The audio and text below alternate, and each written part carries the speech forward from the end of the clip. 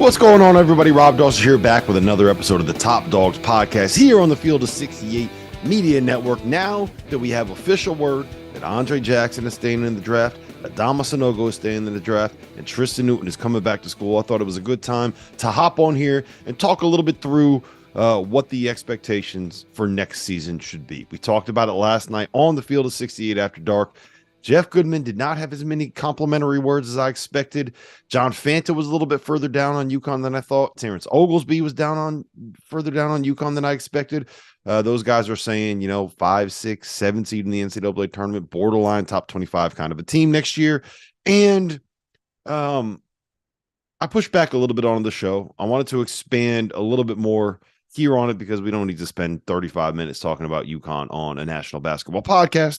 There's more room for us to talk about it here. So there are things I feel really good about with UConn heading into next season. There's things that I'm really concerned about with UConn heading into next season. But overall, they look like they're in a good spot. They look like a good team. They have some good talent, and they got back a guy that is a national championship point guard and a potential All-American at the 4 and at the 5, and there's a lot to like about that. At the end of this pod, I am going to drop in the audio from last night's Field of 68 after dark, as I always do, because I'm sure that you guys want to hear that. And at the end, feels a little bit timely today. I'm going to be playing the audio from a segment that Fanta, T.O., and I did about a week and a half ago on the DTF pod, discussing the potential move for UConn from the Big East to the Big 12. I hate saying it. I hate thinking about it. I hate talking about it. I don't want to speak this thing into existence. I do not want it to happen. David Benedict, I know you listen to this pod. Don't do it. Stay. The Big East is awesome. Why would you want to ruin the best thing about UConn basketball? Please don't do this. You don't need to chase that bag. Look what happened to Syracuse. Look what happened to Pitt. Look what happened to Miami, West Virginia. Like, life is not great for them. Chasing that bag. Don't chase that bag. You don't need it. Lean into what you do great. The basketball capital of the world. That's in the Big East. That's at Madison Square Garden. That's in stores. That's playing your rivals. Please don't leave. That's the way that I feel about it. Anyway, let's get into a little bit of discussion about next year's roster. Assuming that there is nothing else coming in the portal, which I don't want to make it seem like I know what's coming. I don't want to make it seem like I don't know what's coming. But there's nothing to talk about until something happens regarding any more additions to this roster. So the way that it currently stands, I think you kind of have to assume that Tristen Newton is going to be starting at the point. Alex Karaban is going to be starting at the 4. Donovan Kling is going to be starting at the 5. You're going to have Stephen Castle playing somewhere on a wing, and then somebody out of that group, whether it's Solo Ball, Jalen Stewart, Hassan Diarra, any new addition into the team, somebody that comes out of nowhere, there's going to be another piece starting alongside Tristen Newton in the backcourt. I would love if that piece was Cam Spencer, because I think that is the piece that makes the most sense. Great shooter, big body guard, tough, played for Steve Peichel, made clutch shots. I think he makes a lot of sense as that complementary piece. As the 5th option floor spacer, can put him in a lot of different actions. But that's a conversation that is not going to need to be had until we actually have to have that conversation and that decision gets made. So we will cross that bridge when we get there. In terms of what UConn is right now and the pieces that are on the roster, it's great that Tristen Newton is back. It's great that Donovan Kling is back. It's great that Alex Karaban is back. Before we get into any of that conversation, right? Before we even think about the pieces that are back, it's very important to remember that the 3 best players on this team are gone. Adama Sanogo was the best player in the NCAA tournament. He was an anchor. He was a rock. He was completely dominant over a 6-game stretch against the best teams in college basketball. Jordan Hawkins is the best shooter in college basketball that we've seen in a long time. He was so effective in the creative actions that UConn used him in, and it created so much space for everybody else. And Andre fucking Jackson, I mean, he was the X factor. He was the guy that flipped this team on its head when they kind of unlocked him and figured out how to utilize him. And ignoring that 3 potential top 45 picks, 2 potential first-round picks, one of which is potentially a lottery pick, ignoring that those 3 are gone, off of a team that, let's call it what it is, finished in 4th place in the Big East this past season. That is a lot to replace. So expecting UConn off the jump to immediately be in the same conversation as a team like Duke that is absolutely loaded, a team like Kansas that is absolutely loaded, and a team like Michigan State that is absolutely loaded, a team like Purdue that won the outright Big Ten title, the Big Ten tournament title, and brings back basically everybody from last season, including the National Player of the Year. There are a lot of really, really good teams at the top of the sport. I think UConn is going to eventually get to the point where they are kind of in that same conversation. For me, right now, I think they are a little bit of a step below. And maybe with the addition of Cam Spencer, that's something that could change. But right now, I think that they are more of a team that belongs in that like 12 to 15, 12 to 18 kind of a range in the preseason heading into next year. I think that they are good enough to be able to win a Big Ten, to win the Big East tournament and win the Big East regular season title. I think that they're good enough to play with anybody in college basketball. But there's a lot of X factors that go into them. So let's start with the obvious ones, the front court. Donovan Clingan has to take a massive step. I think that he will. I think everybody expects that he will. I think he's going to be the easiest name to plug into right there when you do breakout players for the college basketball 23-24 season. All those preview lists, he's going to be number one on that list.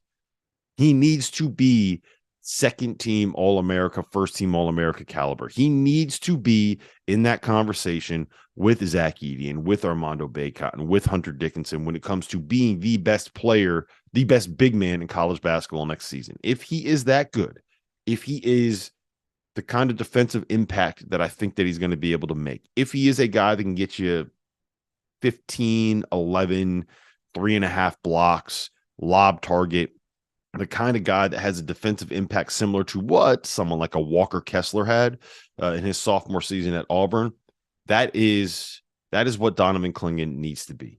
I think that's what he will be. We said the same thing about Jordan Hawkins making the leap last year, and then he made that leap. One thing that I think you can be very complimentary of when it comes to this UConn staff and what they've done over the years is the player development year over year. Adama Sanogo added something else to his game every season. Jordan Hawkins went from being a 5-point per game guy that had flashes to being an All-American caliber guard and a lottery pick as a sophomore. I think that Donovan Clingan can make that same leap. They need him to. They need him to be the anchor. He's not going to be the go-to guy. We'll get into that in a second. But they need him to be an absolute anchor at the 5. And if he is a defensive anchor and a guy that can get you 30 minutes a game at that level, UConn's got a chance to be really good. Same thing with Alex Caravan. He is, to me, a future NBA player. I think when you look at the development that he made and the progress that he made on the defensive end of the floor over the course of last season, from being someone that you could attack in early January to being a plus defensive weapon by the time March rolled around, that's only going to get better. He's athletic. He is a terrific shooter. He is a guy that you can use shooting off of movement. He's a guy that you can use as a floor spacer. He can attack the bucket. He can dunk on you. I think that he is a very, very good secondary option for a team. I don't think you want him to be your go-to guy or your lead scorer. But again, if he's someone that can get you 13 or 14 points, he's going to shoot 40-something% from three. He's going to get some rebounds. He's going to make some plays defensively. That is exactly what you want. He's that perfect kind of rotational four-man that is tough enough to be able to guard fours that are going to try to bring him in the paint, but also moves well enough to guard big wings. He could be a little bit switchable. Terrific player. I really think that he's going to be awesome this year. They need him second team All Big East kind of an impact. And I think if he's there, then UConn has a real chance to be able to make a run here. Then there's Tristen Newton. I really do believe that Tristen Newton has to take another step forward this season. Down the stretch of last year, he kind of found himself, right?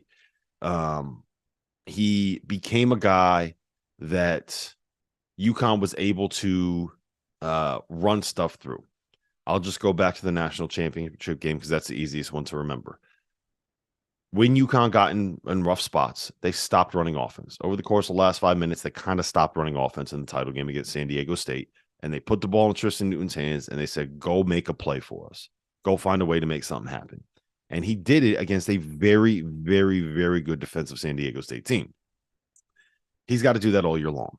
There were stretches in December and January and even early February, where Tristen Newton was not that guy.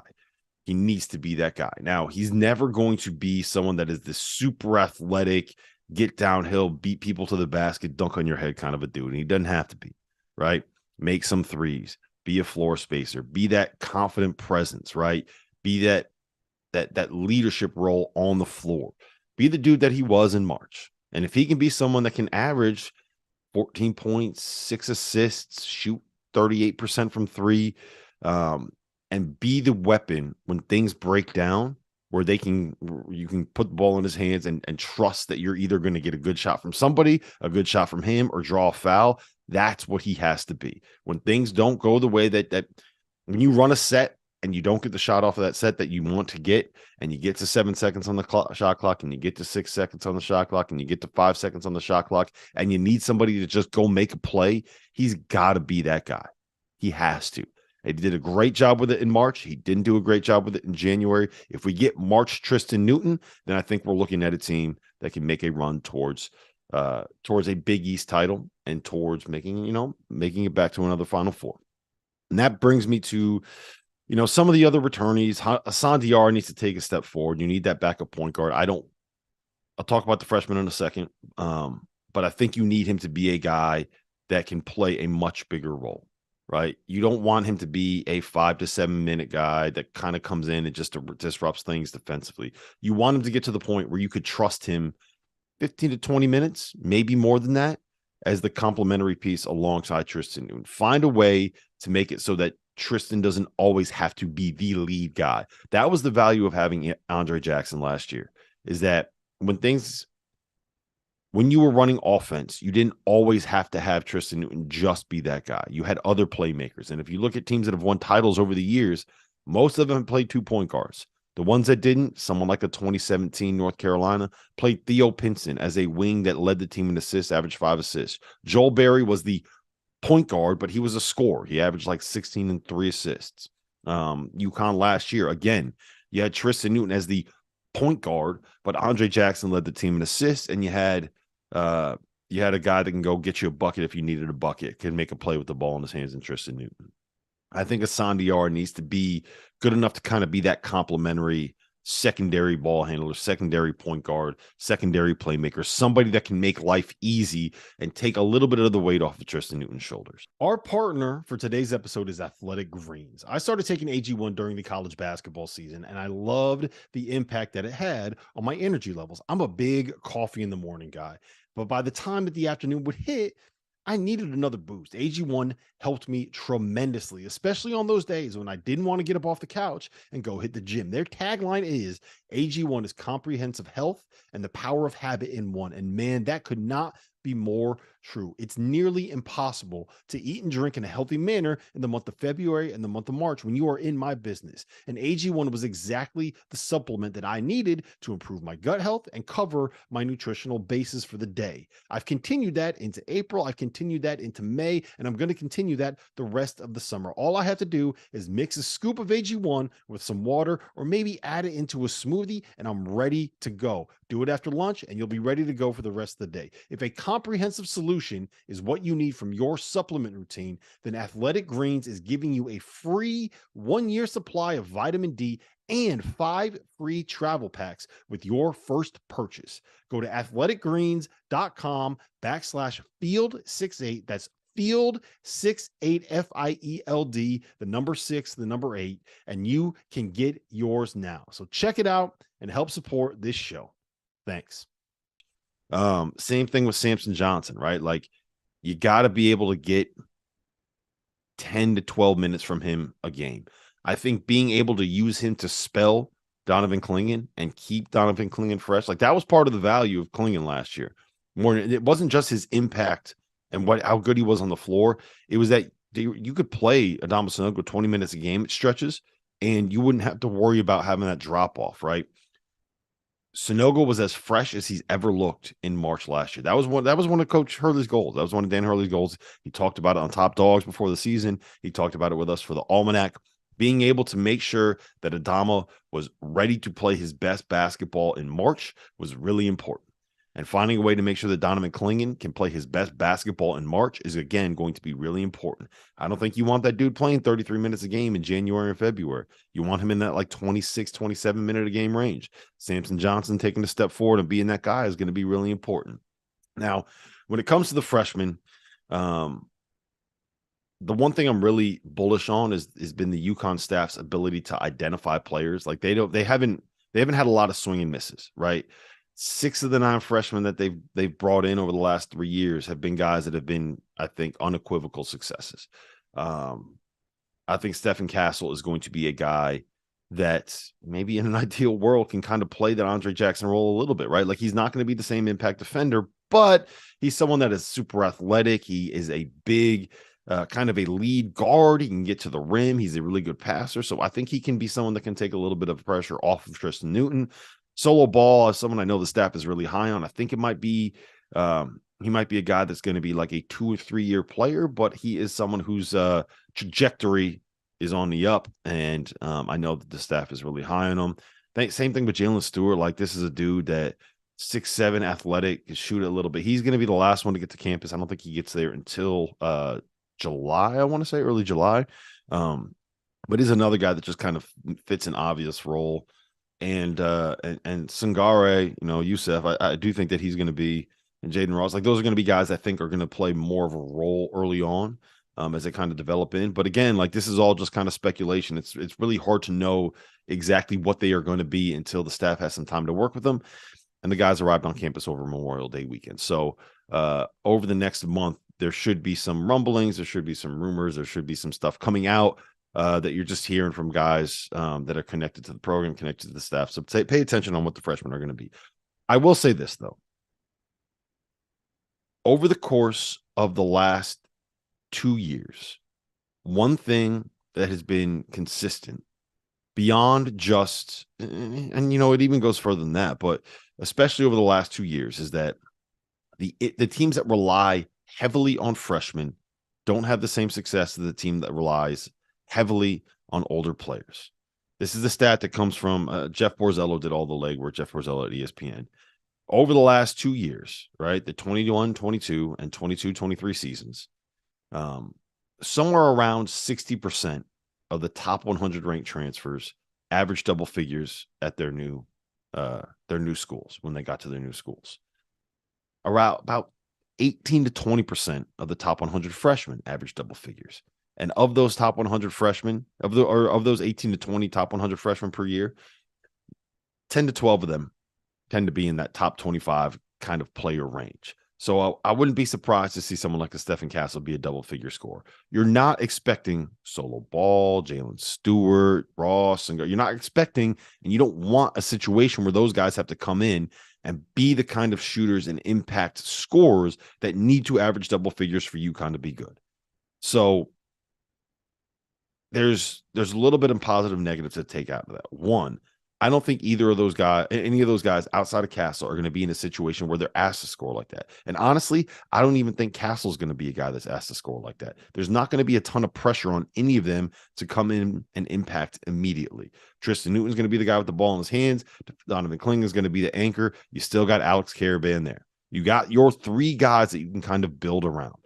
But it's still a situation where you're going from a team where you had a junior in Adama Sanogo and a junior in Andre Jackson and a 4th-year junior in Tristen Newton and a sophomore in Jordan Hawkins. That's kind of what you built around, right? And now you're looking at a situation where, yes, Tristen Newton's going to be a 5th-year guy, but sophomore Alex Caravan, sophomore Donovan Clingan, freshman Stephen Castle, 4 freshmen coming off the bench. Do you trust Samson Johnson, who's a junior but has played like 9 minutes in his life? Are you going to fully trust Hassan Diarra, who is a senior but has, not had that kind of a role before, right? Like you go from a team that is old and experienced and has been through the battles to a team that is going to be very young and very green with a lot of new faces and new roles. I think that's part of the value of making sure that you go out and get a guy like Cam Spencer, go out and get a veteran, a guy that's made big shots, a guy that's played in the defensive system, a guy that understands how to kind of handle the moment. So that's kind of where my concerns come in, is that I don't fully want to, I don't fully trust, it's not just UConn. Like, I don't fully trust any team that is going to rely that heavily on that many players that are underclassmen, point blank period. It's part of the reason why I don't think Kentucky should be a preseason top 25 team, right? Youth is just a very difficult thing to deal with in an era where everybody's trying to get old. NIL is allowing these kind of borderline second round picks to come back to school and not have to make a financial decision. And you got 5th and 6th year players that are coming back with their COVID season. You just don't want to be young right now. You don't want to have to rely on 18 and 19-year-olds when you can rely on 23 and 24-year-olds. It's just that simple. And so that would be the concern for me right off the jump with UConn. Now, all of that said, right, I think that look, this is obviously still the team with or without Cam Spencer that can compete for a Big East title. It's obviously still the team that can compete for a Big East tournament title. Anybody can make a run to the Final Four. For my money, I think that having this team somewhere in that, like I said, 10 to 15, 12 to 15, 12 to 18 range, somewhere in there is probably where they should be in the preseason. There are going to be some people that have them closer to that, like, top 3, top 4, top 5 team in America kind of a ranking. And I'm not quite there. I think that's piling expectations on. I think that is a little bit of recency's bias, seeing that they just won the national title and people saying, "Ooh, Donovan Clingan can be awesome," while ignoring the fact that UConn's 3 best players, their 3 leaders, their 3 anchors are gone. Now, that's something that's very important that I want to mention. The leadership and the ownership of this team is what has departed. It's not just the talent. Like, Andre Jackson is an unbelievable impact connector glue guy. Andre fucking Jackson, right? That loss is going to be felt. Adama Sanogo's ability to be an anchor where you throw the ball to him in the post and you can play around him, he can pass off of it. You cannot stop him if you go one-on-one. That is going to be felt. The way that Jordan Hawkins can manipulate defenses and the threat of him on a catch and shoot is going to be felt. Those are 3 guys that I fully believe. I would take Jordan Hawkins in the lottery. I would be shocked if Andre Jackson was not a top 35 pick. I would take him in the first round. I'd be shocked if he's not a top 35 pick. And I'm betting on Adama Sanogo being somewhere in like that Xavier Tillman, Kevon Looney kind of a range as a pro long term. I think all of those guys are going to be very good players in the NBA and stick around in the NBA. So ignoring simply just the talent, right? It's the leadership as well. That was their team. Andre Jackson was a leader in that locker room. Adama Sanogo was a leader in that locker room. If there's one thing that Tristen Newton does lack, it's that kind of like that in-your-face aggressiveness, that vocal leadership, right? He is like this. He's this dude from El Paso, this Southern dude who's kind of chill, kind of laid back. And there's nothing wrong with that, right? That's not a criticism of him. He's a perfectly fine guy. But there's going to be times where you need someone to be vocal, to choose someone out, to cuss someone out. We all know about what happened in the locker room with Andre Jackson after the Seton Hall game that they lost. Like, sometimes you need that fire. And I kind of wonder where it's going to come from. Maybe it's going to be Donovan Clingan. Maybe it's someone like the Sandiara. But that is a void that needs to get answered. I'm not saying that it's not going to happen, but that is one thing that the UConn staff and the UConn program, and I mean, shit, it's got to be the players in that locker room that need to figure it out. And that's one of the, I don't want to say concerns. That's one of the questions that I have, is where that leadership is going to come from. And I think we're going to find out over the course of the summer and the next couple of months who steps up, who's organizing the team practices, who's organizing captain's practices, pick up, open gym, all that good stuff. So listen, we're going to head to the conversation first from last night that I had, the reaction to Andre Jackson staying in school, to Tristen Newton coming back. And then we're going to get to the Big East conversation. But one last thing that I just want to say is that I really, really hope that all the people that listen to this, that watch this podcast, that are fans of the UConn program, really do appreciate just how special it was to be able to have 2 guys like Adama Sanogo and Andre Jackson stick around for 3 years with how good they are, how well they developed, and how much they love the university, how much they love UConn, how much they love the program.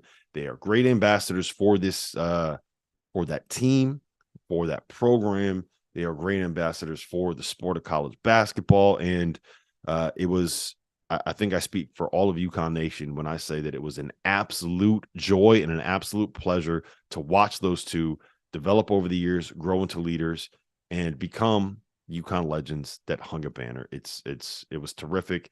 I thoroughly enjoyed it.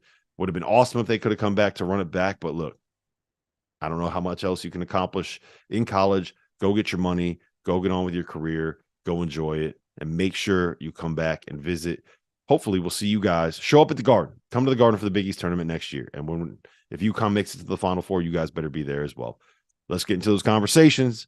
First from the Field of 68 After Dark Draft Deadline Day reaction show, and then from the DTF podcast. We'll talk more about that in a little bit, but let's turn to the defending national champions, the Connecticut Huskies. Andre Jackson, so long. Could be a first-round pick. Adama Sanogo, goodbye. Jordan Hawkins, we knew he was gone. But Jackson's news, the Swiss Army knife, the leader, the do-it-all, he defended at such a high level. UConn knows that Tristen Newton's coming back. They know they have one of the best recruiting classes in the country, and they know they've got Alex Caravan and Donovan Clingan. Jeff Goodman, are you concerned at all, though, about UConn heading into next year? I am. I absolutely am. Like, I love Clingan, but I just think they lost so much of note. I mean, you think about it. You lost your three best players. You lost your three best players, period. There's no other way to say it. Clingan could turn into better than Sanogo. We don't know yet. But, you know, the beauty of that team was they didn't have a great point guard situation with Tristen Newton. They didn't need it the way they played. Next year, I think they're going to need it. That's the difference. I think they're going to need it because, again, what do you have next year that like Andre Jackson was the it dude. He just brought everything, the toughness, athleticism, defense, whatever. Jordan Hawkins just kind of made shots. He could get it going whenever you needed him to. And obviously Sanogo was a beast down low. He was their balance was really good. And I'm worried. I'm worried because they've gotten nothing done in the portal. And they got a bunch of freshmen that, again, Stephen Castle and Solo Ball, they're talented. But, again, they're freshmen. And I just don't know if now you can mask those point guard deficiencies like you did last year. Define worried. Hold on. Define, like, when you say you're worried about them, are you worried about them as, like, being outside the top 25? Are you worried about them with all like everyone has them like top 5, but do you think that they're like not like a top 20-ish kind of a team? I think they could fall outside the top 25. Yes, I think they could be a team that falls out, especially in that league this year. Wow. I don't think so on that one. No, I think it's possible if you look at the roster and the guys coming back. Donovan Clingan's a sophomore. Caravan, I know he redshirted half a year or whatever. He's technically a sophomore.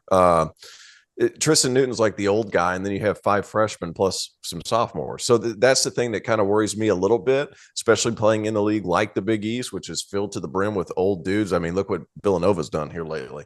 They're young. This might be a reset year with a chance of holding on to all these guys, not just this year, but the next year. It might be an every other year type of deal for Hurley and crew. I mean, that would worry me if I'm picking something out, just the overall youth of this group.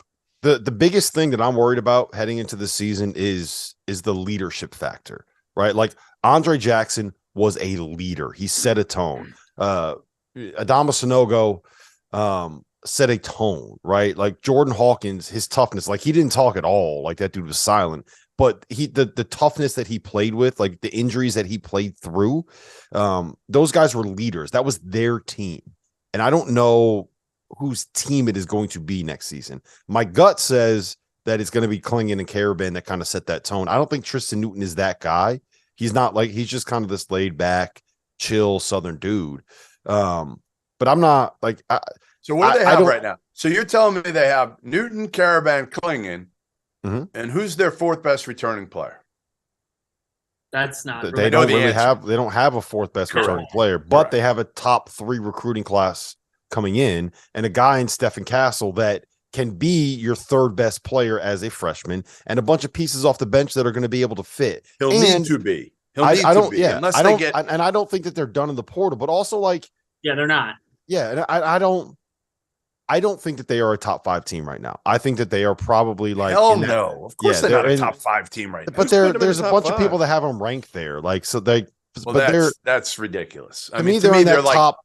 They're in that top 10 to 15 range. Yeah, I think Marquette is the favorite to win the Big East. I think UConn, I think Creighton, I think Villanova are kind of like that next tier. They're gun to head. I think that they like if I had to bet my life on it, they'd be somewhere in the 3 to 5 seed range in the NCAA tournament. And I think you call that a successful season considering what they lost. Like, I don't know if you call that a reset year, but like if you're a top 15 team and you're resetting, that kind of tells you everything you need to know about what the UConn program is, right? Like it just they need Cam Spencer. Yes, they need Cam Spencer. They get Cam Spencer, we're having a very different conversation. Yeah, totally.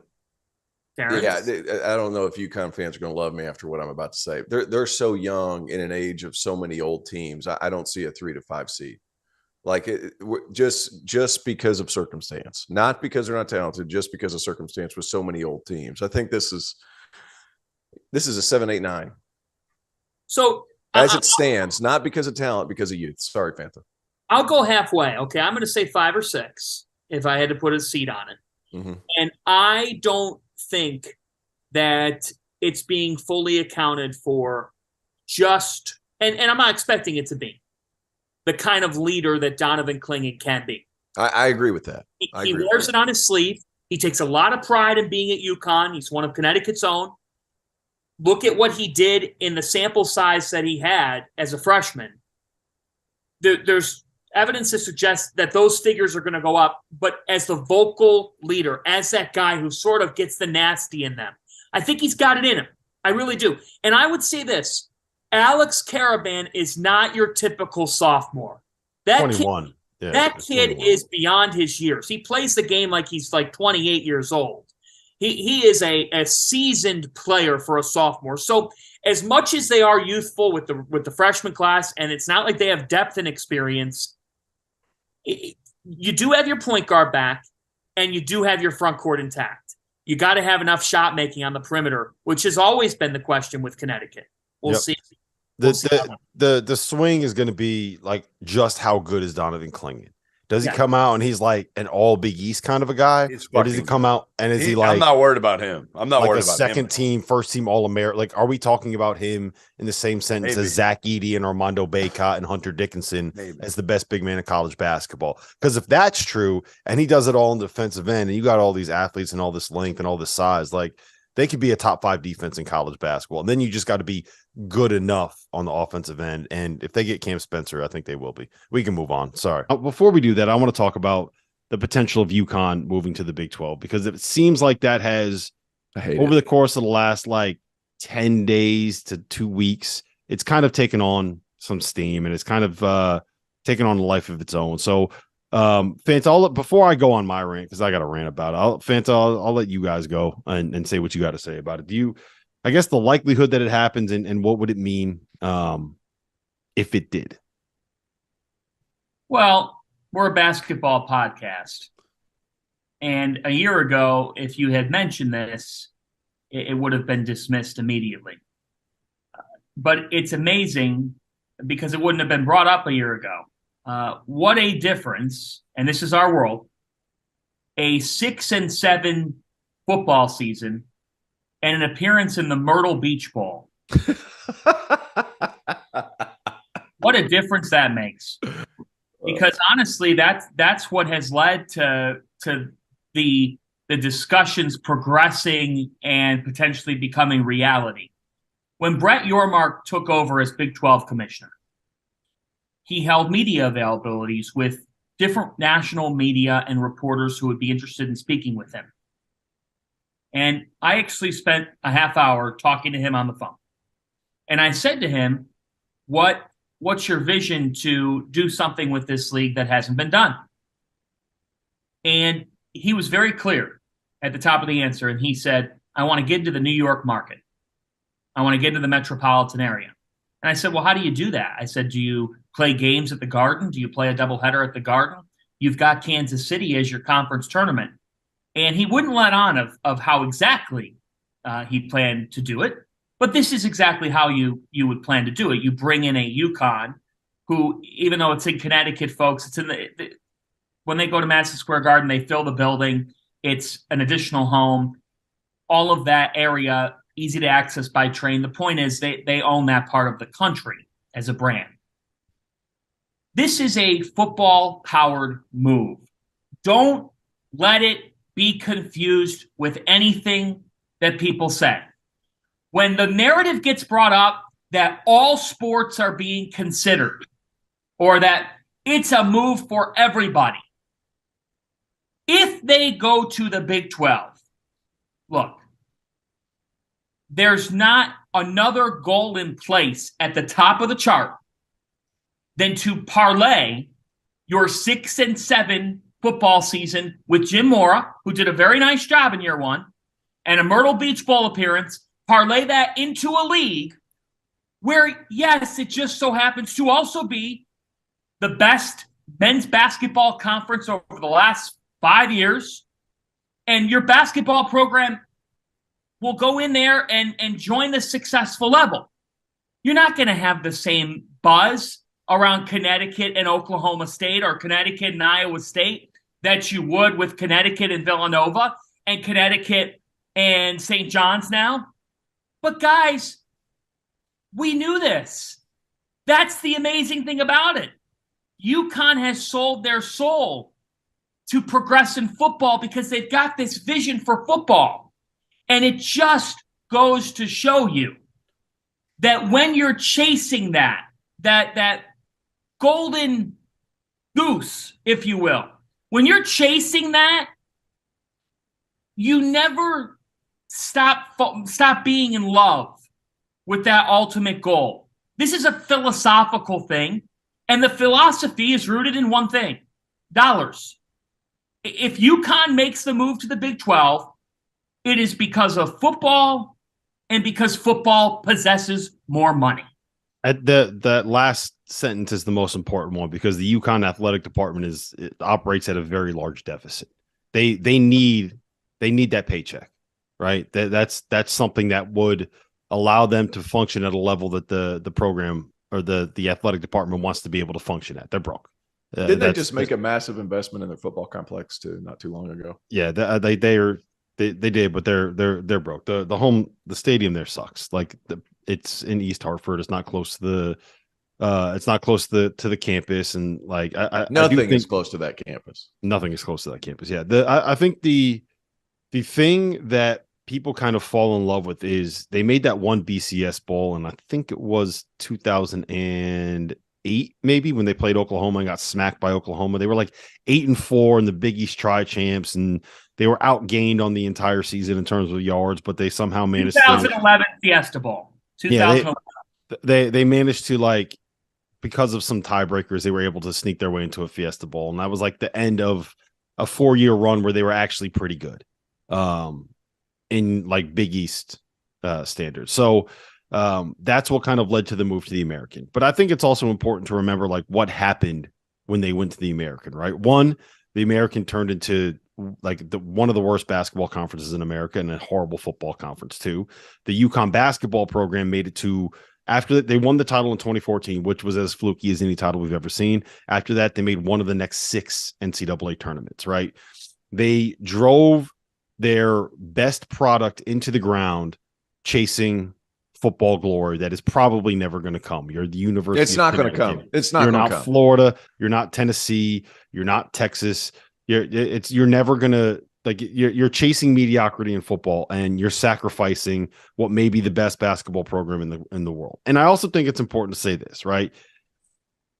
Big East basketball this season is, for my money, right? And I say this as somebody with a Big East bias and a very clear Big East bias, is about as appealing and enticing and as exciting as it's been since like 2011, since that year when they had 3 teams that were 1 seeds in the NCAA tournament, right? UConn didn't come back to the Big East and save Big East basketball. That's not what happened here, right? Yes, they won a national title. Yes, they're back to being one of the most prominent programs, this, that, and the third. The Big East saved UConn basketball because if UConn stayed in the American, they wouldn't be at this level. Right. No. If there wasn't some inkling that they were going to make it back to the Big East, they wouldn't have been able to hire Dan Hurley when Pitt and the ACC was calling for more money, for the record. They wouldn't have been able to go out and land some of the recruits that they're landing. You think Stephen Castle is going to a program in the American that's sitting in the middle of the conference, right? Like, people forget that in Dan Hurley's first year in the American, they went 6-12. They had the same record as SMU. They were behind Tulsa. They were behind South Florida. They were behind Temple. They were behind UCF, right? The only teams that were worse than them in that league were East Carolina and Tulane. They were a very bad basketball program at that point. The reason why they are back, the reason why they are relevant, the reason why UConn is back at a point where they can win national titles is because the Big East extended a hand and said, hey, look, you know what? No hard feelings. You can come on home. Now what they're doing is they're flirting with making another run at getting a paycheck. And I get it. The money trumps all, and you need money, and the athletic department is broke, whatever. I think that you would be making a much smarter decision, a much more loyal decision, thanking the people that brought you back to prominence by saying, you know what, we're going to follow like the Villanova model. We're going to send our football program, which is never going to be something that's good, to the FCS ranks. We're going to dominate there. We're going to have success there. We're going to let the diehards that love UConn football be able to go out and actually watch them win games, right?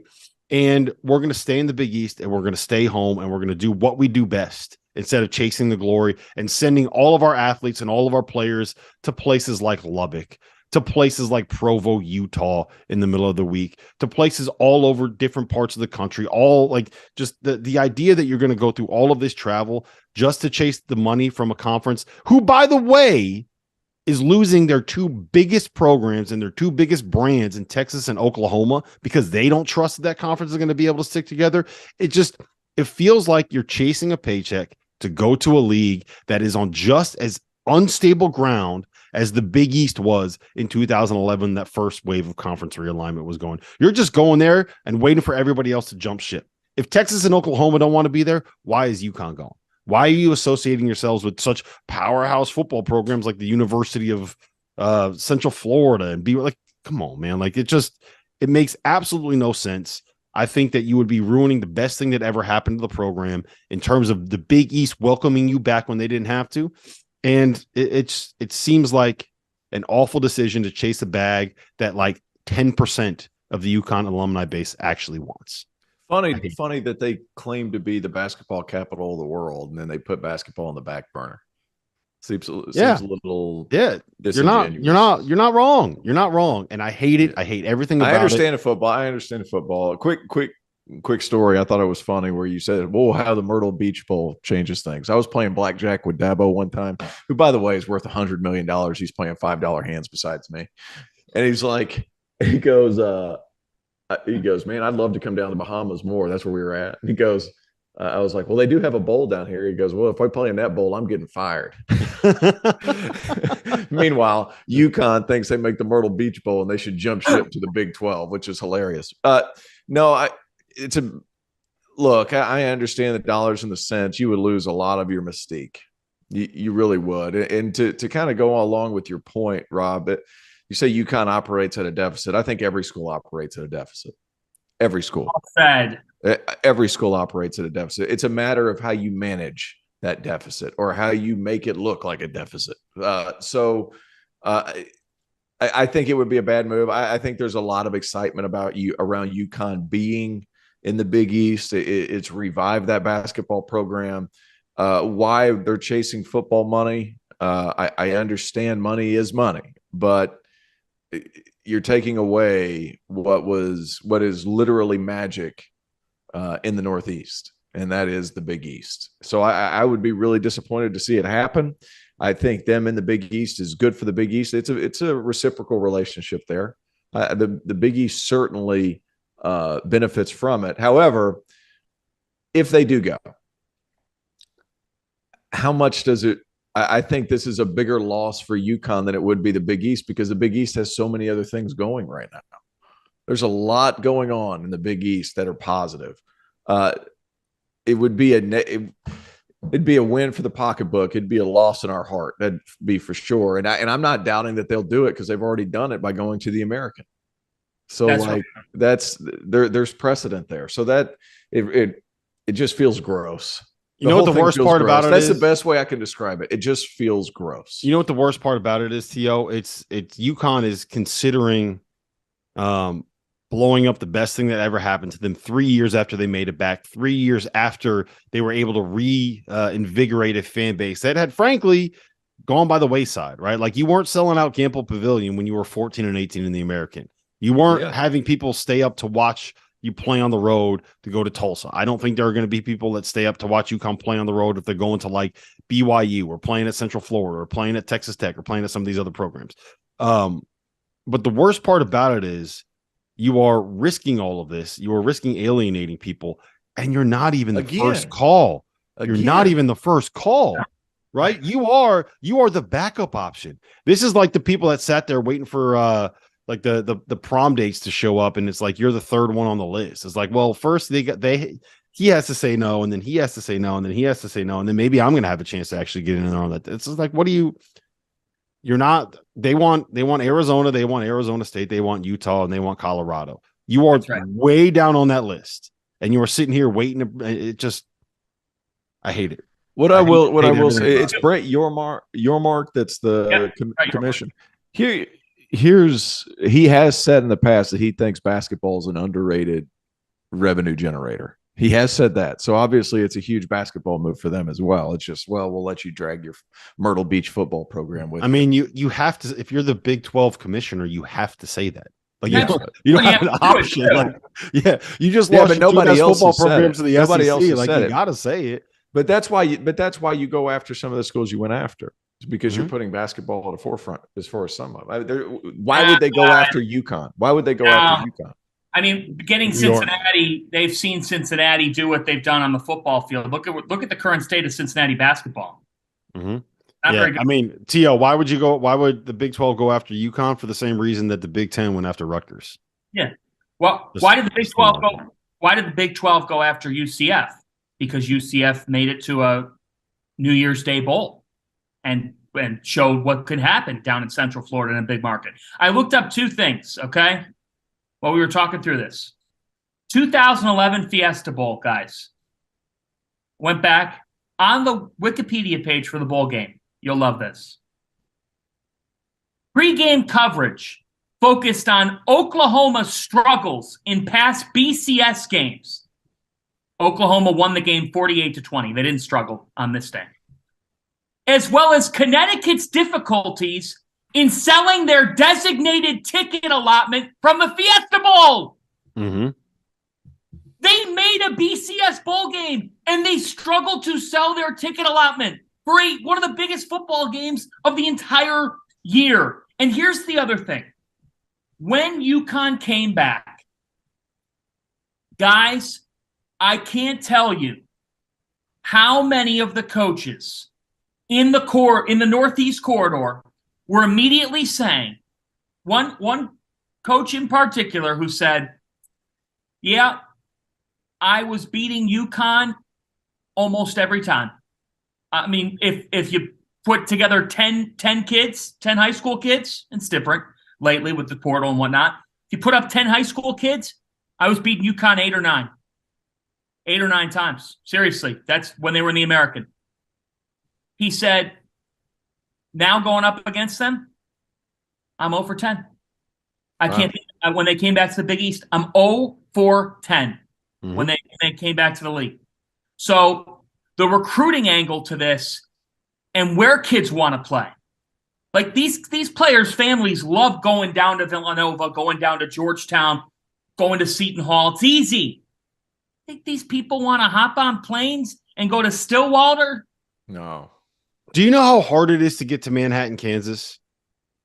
I went from the East Coast to Manhattan, Kansas. Do you know how hard it is? Listen to what I had to do to get to Manhattan, Kansas, right? I had to fly to Philadelphia, or I had to drive to Philadelphia. I had to take a flight from Philadelphia to Chicago. I had to have a layover in Chicago. I had to fly from Chicago to Kansas City. I had to sit there in Kansas City, and I had to drive 2.5 hours from Kansas City to Manhattan, Kansas. You know where they want to go? They want to go to Manhattan, New York City. UConn fans don't want to go to Manhattan, Kansas. Stay home. Stay where you love. Stay where you want to. Stay where you